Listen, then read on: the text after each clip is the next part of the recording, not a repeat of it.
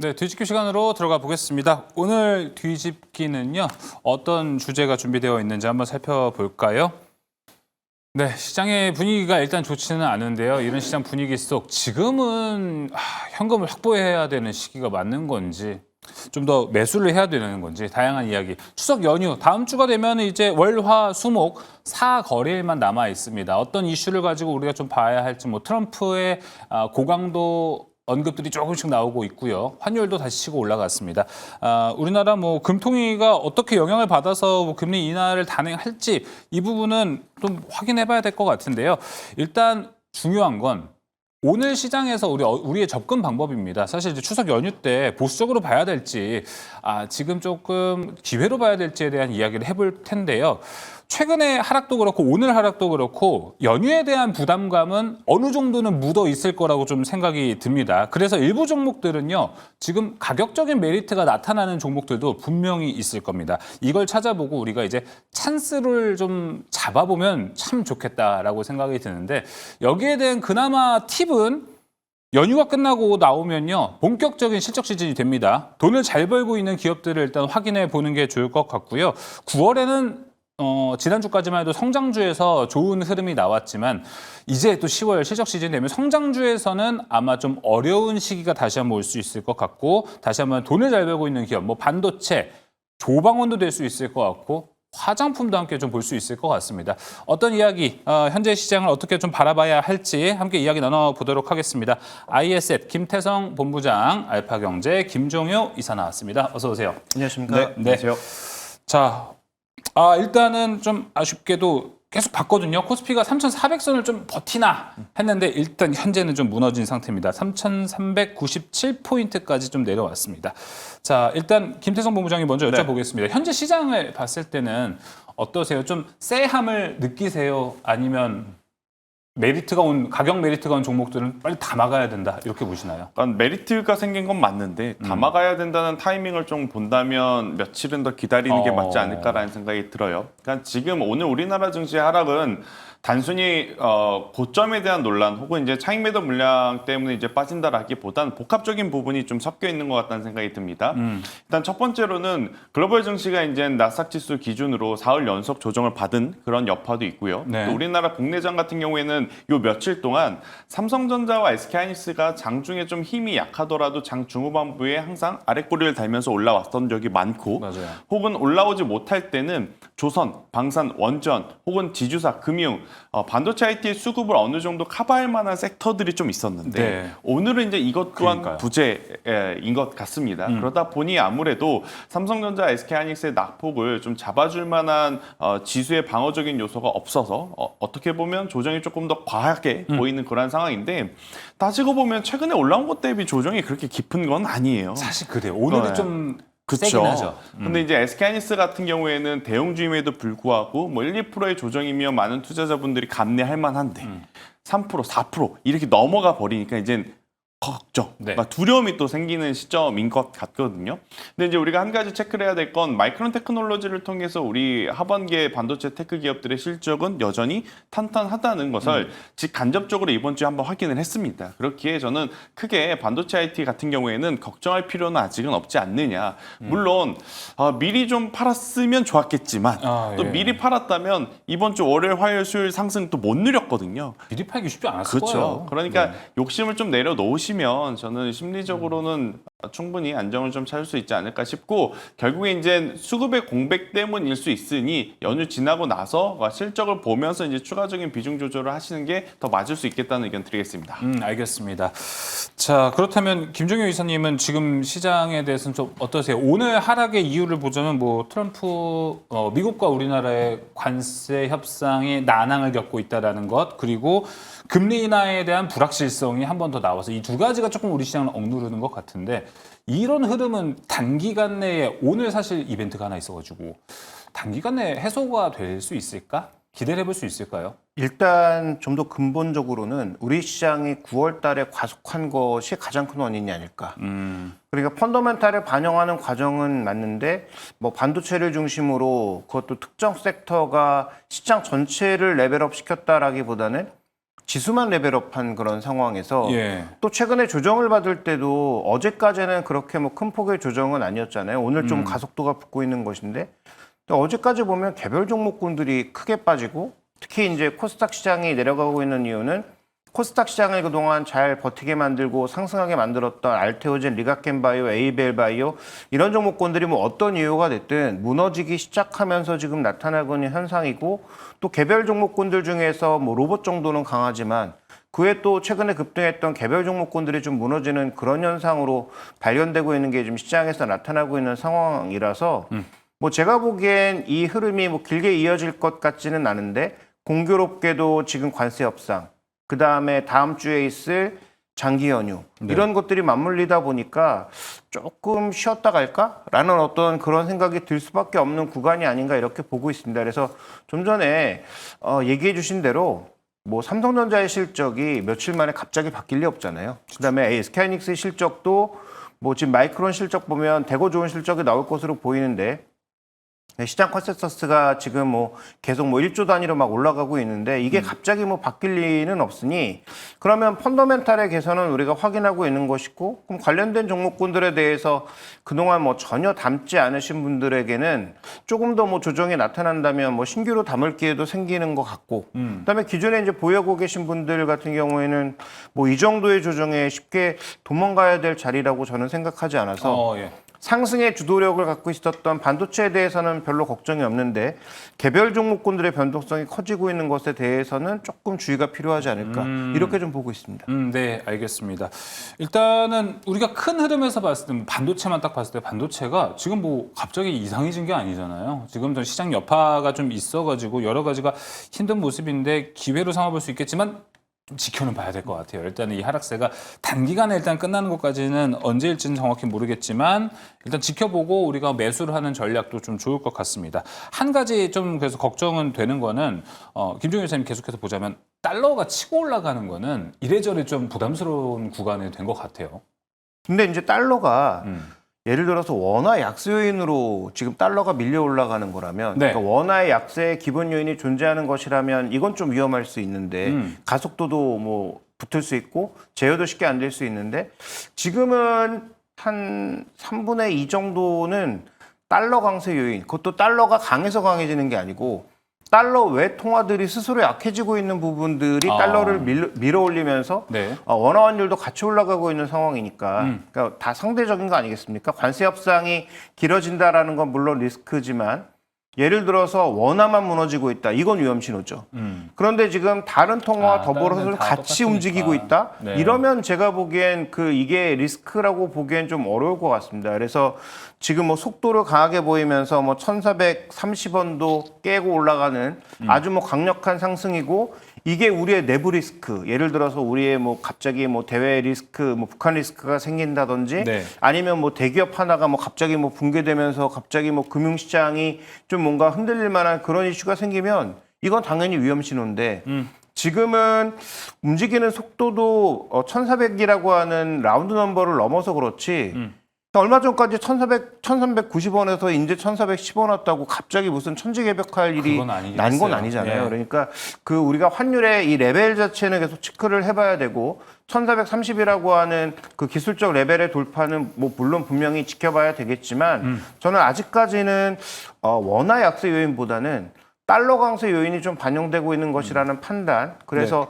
적정 레벨 정도까지의 상승은 아직까지는 좀 지켜볼 필요가 있다. 그래서 이것도 위험 요소라고 보기보다는 경계 요소, 노란불이 조금 들어오고 있는 게 아닌가 정도로 좀 보시는 게 아직까지는 조금 맞을 것 같습니다. 맞아요. 뭐 1,410원대 올라왔는데 이전 때 뭐 1,300원에서 갑자기 100원이 올라간 게 아니잖아요. 갑자기 그런 구간이 아니기 때문에 일단은 그 환율에 대한 거는 올라왔긴 했지만 시장을 뭐 억누를 만한 존재는 아닌 것 같습니다. 자, 그렇다면 김태성 본부장님 지금 여러 가지 요소를 봤을 때 시간이 필요할까라는 생각은 들고 아니면 시간이 흘러가서 그냥 자연스럽게 다시 올라가는 시장을 봐야 되나 아니면 뭔가 돌파구를 좀 기대해 봐야 되나요? 그러니까 일단 돌파구를 찾아보려면 내부적으로도 찾아야 되지만 외부적으로도 우리가 좀 기대해 보아야 될 요소들이 좀 아직은 있거든요. 네. 그러니까 그 이야기는 뭐냐면 오늘 아침에 저도 이제 눈 뜨고 일어나서 가장 먼저 본 뉴스들은 트럼프 관련 속보입니다. 예.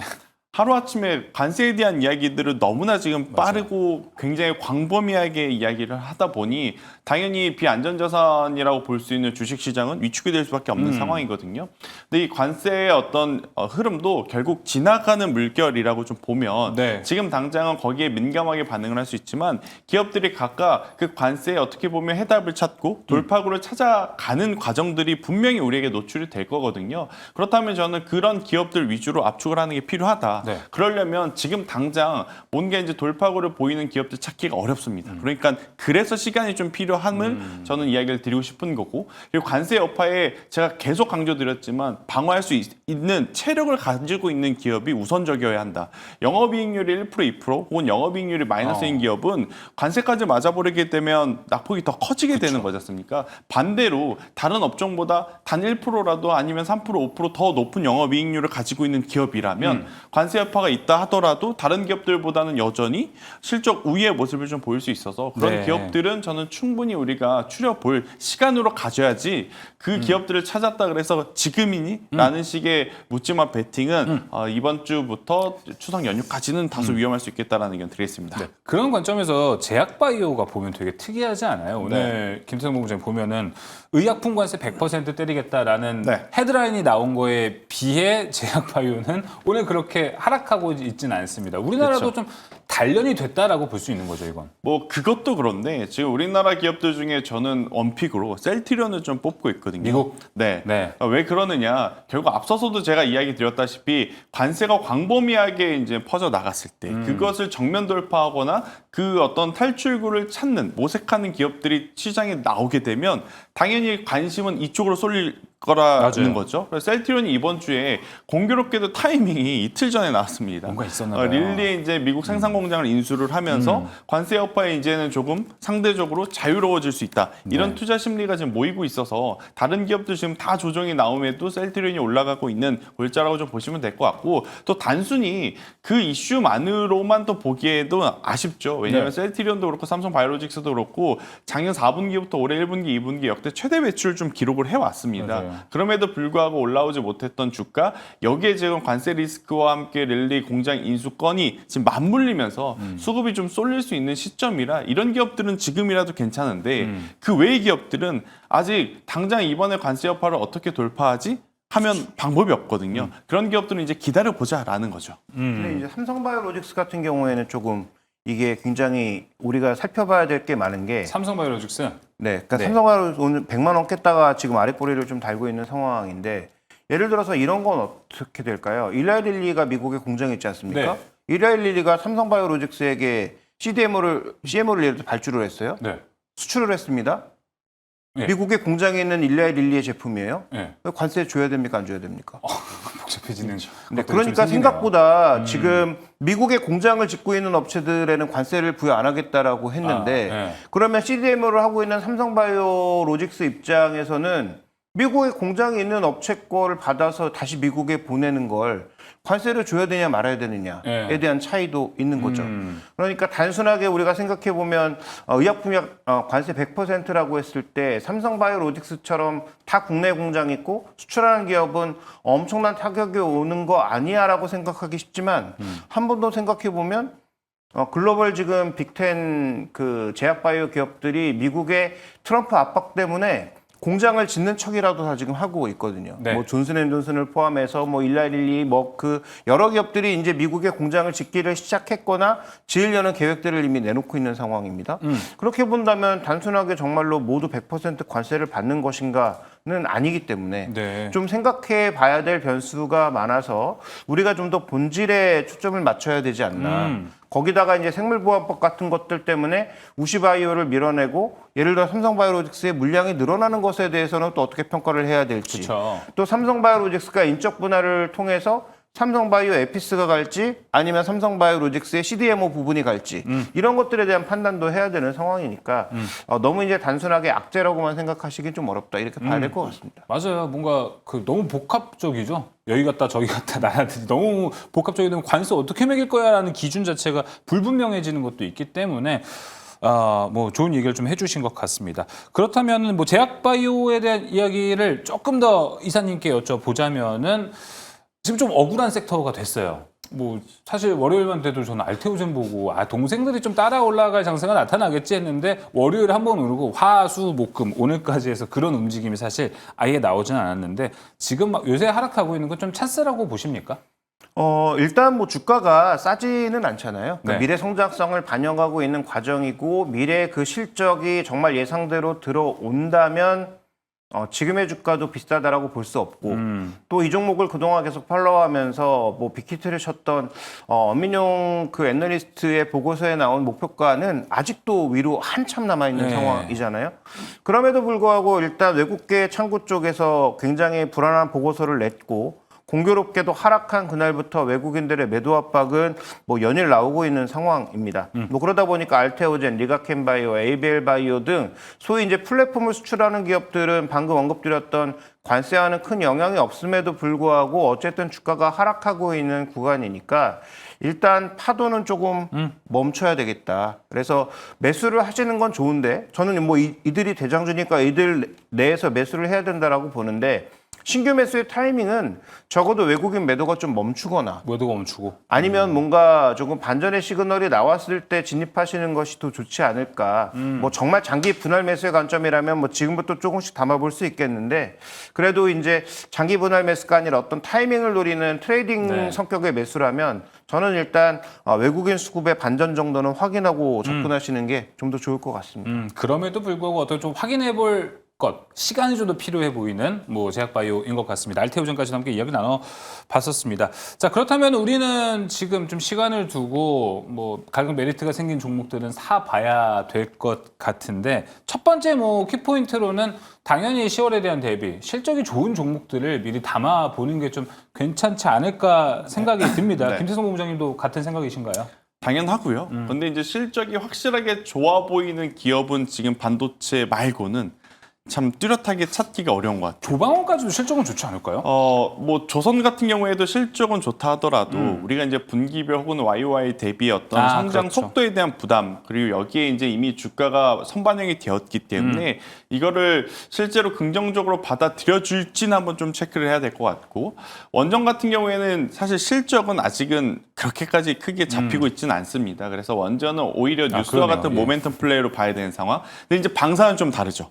하나 에어로스페이스, 현대로템, LIG, 넥선 같은 경우에는 좀 이렇게 되면 실적의 힘을 받아서 추가적인 상승세도 충분히 더 나올 가능성이 높아 보이는데 가격적인 좀 부담을 갖고 계신 분들 같은 경우에는 저는 방산 쪽에서는 한국항공우주를 한번 살펴보시는 게 맞다. 한국항공우주? 일단 조선 방산 원전은 이렇게 좀 정리해 드리도록 하겠고요. 그 외 섹터 중에 자동차, 2차 전지 물론 자동차야 판매량이 좋으니까 괜찮은데 이게 관세 여파를 만나게 되었을 때는 영업이익에 대한 어느 정도 훼손이 될지는 우리가 조금은 더 지켜봐야 된다. 그리고 2차 전지 같은 경우에는 이것보다 더 안 좋아질 리가 있겠습니까? 그런데 주가는 안 올라오는 게 팩트인 것 같고요. 이걸 종합적으로 봤을 땐 결국 주도 업종인 반도체가 저는 언제나 1순위일 것 그쵸. 같고 두 번째로는 전력기기 쪽은 지금 계속 반도체와 함께 같이 가지고 가셔야 된다.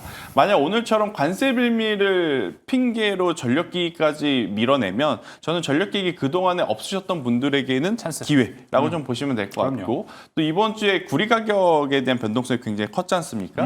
그럼 이제 구리 가격과 실질적인 산업에서 연동성은 이미 해지를 했기 때문에 크게 연관성은 없다고는 하지만 그래도 주식시장에서 바라볼 때 구리 가격의 변동성은 전선주들에게 또 큰 그럼요. 민감도를 보여주는 상황이라 반도체 전력 전선 정도는 저는 조정이 나올 때 담아보시는 게 좋고 그러면 타이밍으로 너는 어떻게 잡을 거냐? 오히려 저는 그냥 이번 주 오늘 쉬고요. 다음 주도 좀 쉬었다가 10월 2일 그러니까 연휴 전 마지막 거래일 날 네. 반등 나오지 않고 오히려 이 기업들이 수급 공백 때문에 밀리면 저는 그때 종가에 베팅을 한번 하겠다라는 의견을 드려보도록 하겠습니다. 시간이 일단 많이 필요해 보일 것 같습니다. 알겠습니다. 자, 뭐 실적에 관련된 이야기까지 했습니다. 뭐 1순위는 당연히 좀 반도체고 2순위는 뭐 저만 그럴 수 있습니다. 묘하게 전력기기는 잠깐 잊혀지던 것 같아요. 아, 맞아. 거기 있었지라는데 다시 우리가 좀 따라가 봐야 할 섹터이지 않을까 좀 생각이 듭니다. 채팅창에는 뭐 그렇고요. 화장품, 실적하니까 화장품도 궁금해 하시는 분들 많을 것 같은데 김종현 회장님, 화장품은 이번 또 실적이 괜찮지 않을까요? 네, 실적은 나쁘지 않을 것 같은데 그 작년에 나쁜 기억이 있죠. 그러니까 상반기 때 실리콘2가 올라갔다가. 상반기에 엄청나게 아. 터지고 모든 종목이 다 터지다가 하반기에는 주가가 꽤 부진했던. 진짜 반반 딱 나눠가지고 그랬어요. 네, 그러니까 이게 그 아마존과 관련된 매출들을 미리 선으로 다 당겨갔다가 실제로 하반기의 실적은 미리 당겨간 것 때문에 채우지 못한 그런 부분들이 작용했다라고 봐야 되는데요. 그래서 화장품은 뭐 일부 좋아지긴 하겠지만 뭐 개별 브랜드를 다 말씀드릴 수는 없고 일단 외국인들이 와서 많이 쓸 것으로 보이는 뭐 의료기기 쪽, 네. 그 다음에 또 하나는 뭐 화장품 중에서는 저는 지금 이 경영권 관련 이슈만 지운다면 한국콜마 같은 종목군들도 조금 메리트가 있지 않나라는 판단을 가지고는 있는데 다만 이건 숫자를 좀 더 확인해 봐야 될 것 같고요. 저는 어떤 종목들을 보고 있냐면 저도 뭐 반도체가 당연히 1순위라고 보는데 반도체를 빼고 나서 본다면 만약에 환율이 제어 안 되게 움직이거나 국내에 무슨 문제가 생기면 그건 이제 경고가 해당하지 않는데 완만한 속도로 원화 약세로 간다? 그러면 외국인들 입장에서는 더 와서 돈 쓰고 싶지 않을까요? 지금 우리나라에 오는 그런 트렌드는 이미 제가 보기엔 일정 부분 정해진 상황이라서 숫자가 늘어날 거는 거의 확실해 보입니다. 그래서 올해 1,900만을 정말 찍을 것으로 보이는데 만약에 일본의 사람들이 우리나라 사람들도 많이 갔던 이유가 뭡니까? 엔화 약세거든요. 맞아요. 근데 원화의 약세가 어느 정도 통제된 상태에서 나타난다는 전자에서 보면 그러면 그들이 와서 많이 소비를 할 거 아닌가라는 생각. 그러면 동일하게 파는 제품에서 환율 때문에 우리나라에서 더 싸게 살 수 있는 제품들은 사가지 않을까라는 생각. 예. 그럼 백화점 관련주들도 조금 봐야 되지 않나? 그래서 저는 뭐 현대백화점 같은 종목군들 살펴볼 필요 있을 것 같고 중국인 단체 관광객들이 왔을 때 여전히 가장 많이 해야 될 오락은 저는 뭐 도박이라고 보고 있기 때문에 그다음에 파라다이스가 최근에 또 500실인가 추가적으로 또 객실을 넓히지 않았습니까? 그런 부분들을 봤을 때 파라다이스 같은 종목군들을 좀 봐야 되지 않을까? 저는 뭐 그렇게 보고 있습니다. 알겠습니다. 현대백화점과 파라다이스. 일단 지금 외국인들이 우리나라에 오는 거는 트렌드로 자리를 잡았다. 원화 약세가 된다. 어우, 한국 놀러 오기 더 좋아지겠네라고도 생각을 할 수 있을 것 같아요. 현대백화점, 파라다이스. 근데 최근에 저도 어떤 기사를 보니까 외국인들이 그러니까 물론 좋습니다. 근데 은근히 와서 현대백화점하고 파라다이스를 생각하면은 좀 이제 부가가치가 높은 소비를 우리가 예상을 하잖아요. 근데 외국인들이 놀고 다니는 트렌드를 보니까 아시죠? 바나나 우유 먹고 편의점 갔다가 올리브영 가고 다이소 가고요. 별거 안 합니다. 그럼 심지어는 PC방까지 간다고 하더라고요. 그러다 보니까 이쪽에 뭐 투자 아이디어, 뭐 큰 손들은 뭐 소비를 하겠죠. 그런 부분에 보시는 건가요? 일단 그 현대백화점이나 파라다이스 같은 뭐 파라다이스는 이제 중국인의 포커싱이 좀 돼 있으니까 좀 뭐 경우가 다르다라고 봐야 될 것 같고 네. 말씀해주신 경향은 상대적으로 이제 그 가족들보다는 좀 젊은 친구들 맞아요. 그다음에 뭐 해외 쪽에 포커스가 맞춰져 있는데 중국인들이 정말로 단체 관광객들이 온다면 뭐 파라다이스는 일단 뭐 매스의 증가로 인해서 일정 부분 좀 긍정적 효과가 있을 것 같고 현대백화점은 그거 아니더라도 일단 좋은데 여기에 플러스 알파가 붙는다면 더 좋다는 개념입니다. 그래서 외국인들이 와서 현대백화점을 좋다고 하는 게 아니라 현대백화점은 좋은데 플러스 알파가 더 붙을 수도 있다라는 개념에서 말씀드리는 것이니까 네. 뭐 언급해 주셨던 것처럼 그 외국인들이 현대백화점을 많이 안 간다고 하더라도 저는 미친 영향이 제한적이라고 보고 있고요. 근데 어쨌든 단체 관광객들이 왔을 때 시내 면세점은 좀 올라갈 수 있고 가장 큰 실적의 걸림돌이었던 동대문 그 면세점을 네. 없앤 상황이잖아요. 예. 그게 이제 매출에는 타격으로 오지만 반대로 수익성에는 또 올라오는 부분이 있기 때문에 현대백화점은 좀 그 부분을 봐야 되지 않나 이렇게 보고 있습니다. 네, 알겠습니다. 현대백화점 파라다이스 연휴전 공약주 이야기 들어봤고 아까 김태성 본부장은 셀트리온 이야기를 해주셨는데 잠깐 묻힐 수도 있어가지고 네. 간단하게 정리만 한번 해주시죠. 셀트리온 이야기. 그러니까 셀트리온은 크게 두 가지 골자입니다. 어차피 금리 인하는 방향성 자체가 인하로 가닥 잡고 있는 상황이라서 제약바이오 쪽에는 굉장히 우호적이다. 그리고 두 번째 관세에 대한 이야기가 나온다 하더라도 이제는 릴레이 공장을 인수함에 그 효과를 톡톡히 볼 수 있다. 그리고 세 번째, 이들 이슈뿐만 아니라 기본적으로 근본적인 실적 자체가 좋아지고 있다라는 것을 감안을 해보면 최근 이제 상승하기 시작하기에 초입 가격, 뭐 17만 원 이하로 다시 내려오지만 않는다면 저는 이제는 위를 보고 좀 쫓아가는 것도 필요하지 않겠는가라는 의견을 드려보도록 하겠습니다. 알겠습니다. 자, 그렇다면 방금 말씀해주신 각각의 종목들, 두 종목, 한 종목이 이렇게 있었는데 연휴 앞두고요. 현금 확보가 더 매력적일까요? 방금 얘기한 종목들을 한번 매수하는 전략들이 좋을지에 대한 답변도 짧게 한번 들어보도록 전 하겠습니다. 매수. 매수? 네. 세트류는 매수. 현대백화점과 파라다이스는요? 저는 뭐 일정 부분의 현금 확보도 필요하지만 이런 종목을 싸게 사는 전략도 나쁘지 않다라고 보고 있기 때문에 현금이 아예 없으신 분들은 현금을 마련하는 게 맞고요. 현금이 일정 부분 있다면 뭐 제가 말씀드린 종목을 일부 사보는 것도 전 나쁘지 않다라고 봅니다. 예, 알겠습니다. 현금 확보도 중요합니다, 여러분. 현금도 종목입니다. 자, 그렇다면 오늘의 종목들까지 모두 살펴보면서 뒤집김 여기서 마무리해 보도록 하겠습니다. IS 김태성 본부장, 알파경제 김종효 이사 함께했습니다. 오늘 말씀 고맙습니다.